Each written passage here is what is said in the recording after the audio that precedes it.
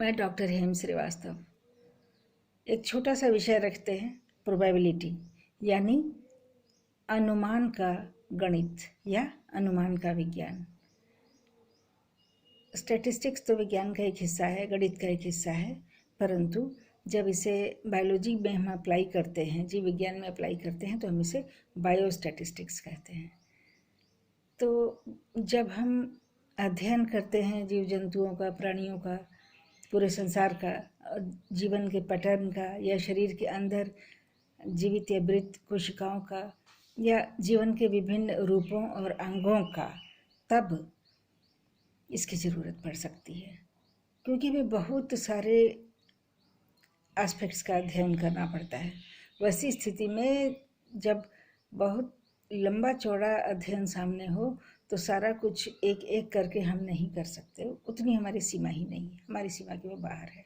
तो वैसी स्थिति में एक बहुत बड़ा हिस्सा हम अनुमान के आधार पर लगा सकते हैं। अगर ये इस क्वालिटी का जीव है, इस कैटेगरी का है, इस फाइलम का है, तो उसके ये सब गुण होंगे, उसके अंगों में ये सब टिश्यूज़ होंगे, ऐसी ऐसी बोन्स होंगी, ऐसे ऐसे स्ट्रक्चर्स होंगी, ऐसे ऐसे सेल्स होंगी, ऐसे ऐसे टिश्यूज़ होंगे।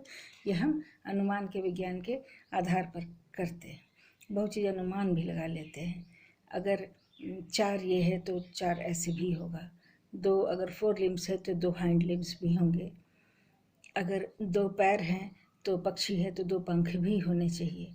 तो इस तरह से हम अनुमान का विज्ञान हम जीव विज्ञान में हम लागू करते हैं। इसको हम कहते हैं प्रोबेबिलिटी।